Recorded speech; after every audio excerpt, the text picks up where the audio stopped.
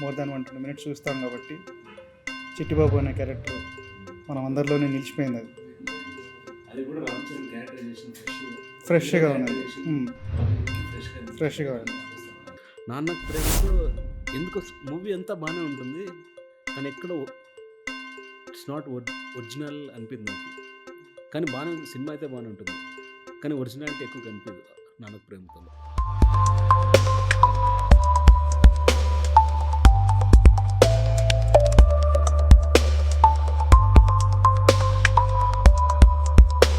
Okay, let's talk about one of the biggest director in Tollywood, Sukumar. Which is your favorite film of Sukumar? రంగస్థలం. రంగస్థలం. సరే, ముందు మూవీస్కి రంగస్థలం మూవీస్కి ఏం difference అనుకుంటున్నావు? రంగస్థలం నా ఒకటే గుర్తొస్తుంది.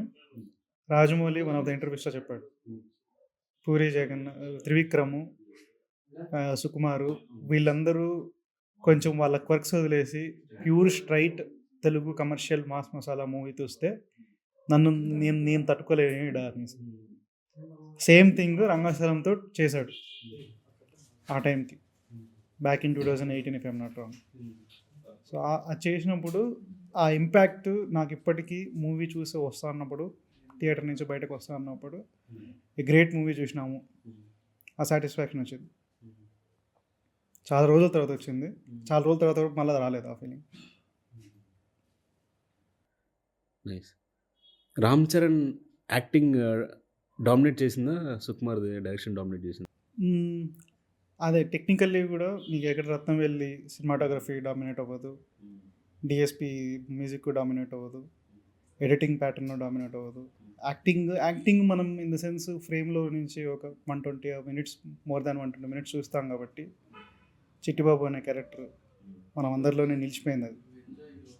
అది కూడా రామ్ చరణ్ క్యారెక్టరైజేషన్ ఫ్రెష్, ఒక హీరో క్యారెక్టరైజేషన్ టాలీవుడ్కి ఫ్రెష్గా అనిపించింది రంగస్థలంలో.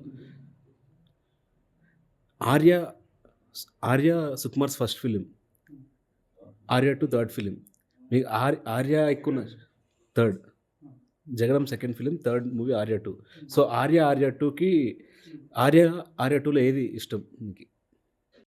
ఆర్య 1 అన్నాము. ఆర్య 2 స్కేల్ పెంచాడు, స్కేల్ పెంచే కొద్దీ వాడు ఆర్య 1లో ఉన్న క్యారెక్టర్స్ క్విక్స్ ఏమైనా చూపించాడో, ఫ్రెండ్షిప్కి మధ్యలో ఉండే ఆ బ్రదర్హుడ్కి ఫ్రెండ్షిప్కి ఉండే, వాడు వాడుకుంటాడు, వాడు సెల్ఫిష్ అయినా కానీ వాడు లవర్కి ఫ్రెండ్కి మధ్యలో ఉండే ఆ ట్రయాంగిల్ లవ్ స్టోరీని ఏది తీసుకున్నాడో సేమ్ ఆర్య 2లో కాన్సెప్ట్ కూడా అదే కాబట్టి. కానీ నీకు దాంట్లో కొంచెం స్కేల్ పెంచినాడు, పేరు వచ్చింది. హీరో క్యారెక్టర్కి వీళ్ళందరికీ కూడా ఆఫ్ స్క్రీన్లో వీళ్ళకి ఎక్కువ ఆల్రెడీ ఇమేజ్ వచ్చింది కాబట్టి ఆ ఇమేజ్కి తగ్గట్టు స్కేల్ పెంచాడు. స్కేల్కి పెంచే కొద్దీ క్రిక్స్ కూడా పెంచాడు, క్యారెక్టర్కి ఫ్లాస్ ఎక్కువ పెంచాడు.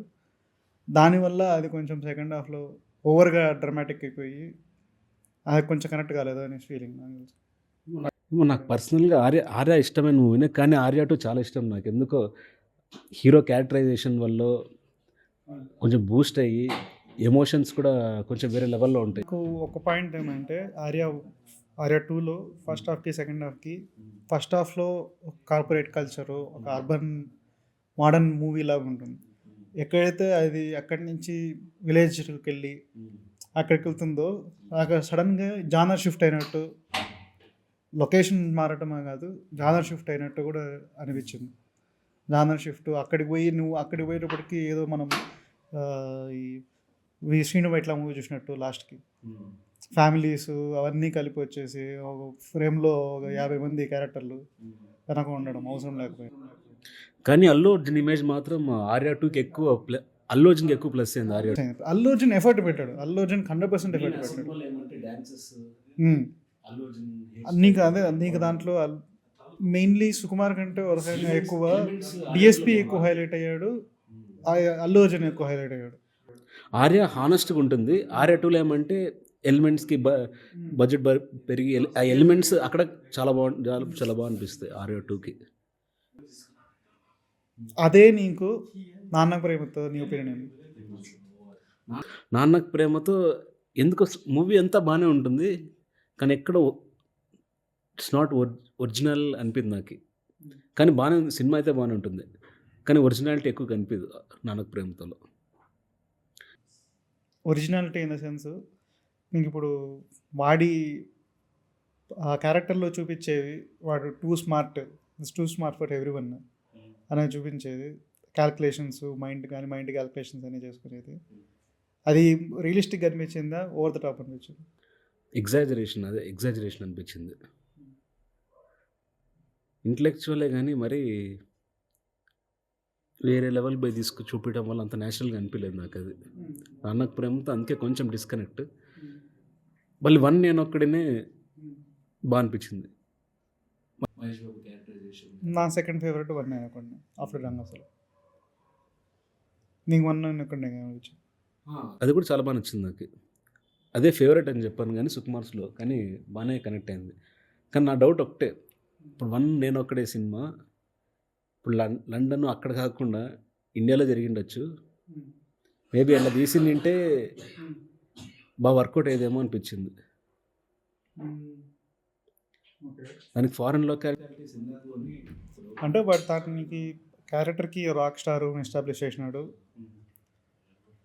వాడు ఇక్కడే ఉంటే వాళ్ళ ఫాదర్ని వెతికేది వాడు. నా బ్యాక్గ్రౌండ్లో నేను రాసుకొని ఉండేది సినిమా చూసినప్పుడు.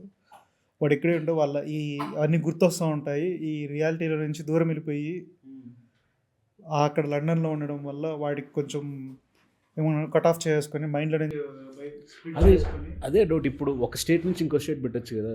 ఇప్పుడు ఇండియాలోనే ఇప్పుడు వాడు ఆంధ్రప్రదేశ్లో ఉండి ఢిల్లీను నార్త్ ఈస్ట్ పైన కాశ్మీర్ అట్లా పెట్టిండొచ్చు కదా. ఇప్పుడు నీకు లియోలో కాశ్మీర్, సమ్మర్ ఇన్ కాశ్మీర్ హిమాచల్ ప్రదేశ్ పెడతాడు. ఆ లొకేషన్స్ అంతా నీకు వాడు అచీవ్ చేయాల్సింది ఏమనుకున్నాడు, ఈ క్యారెక్టర్ ఈ ఏరియాలో నుంచి కాకుండా ఇంక ఏరియాలోకి పోయి లీవ్ వల్ల ఎవరికి తెలియకుండా అది అనుకోండి.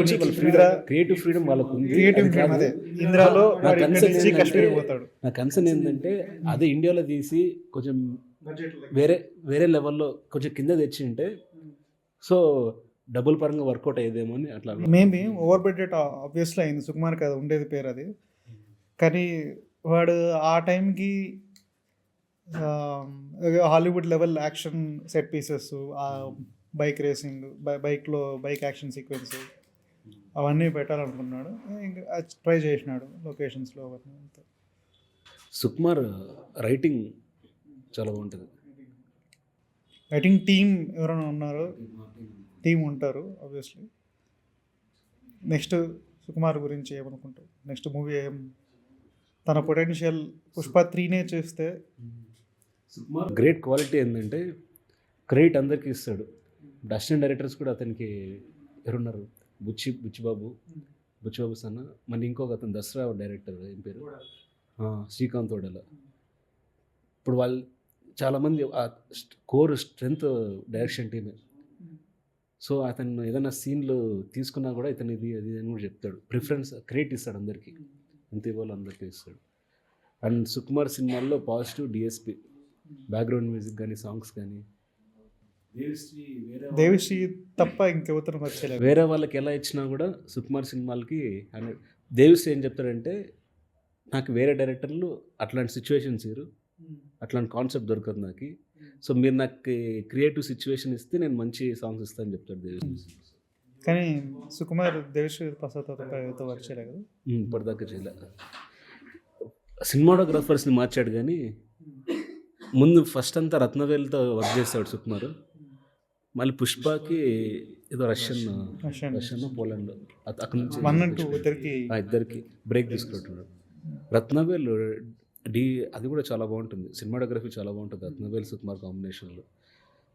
ఆర్యాకి main positive point cinematography, music.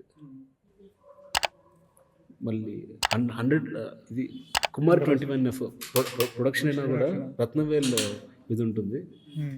Lighting కానీ చాలా బాగుంటుంది.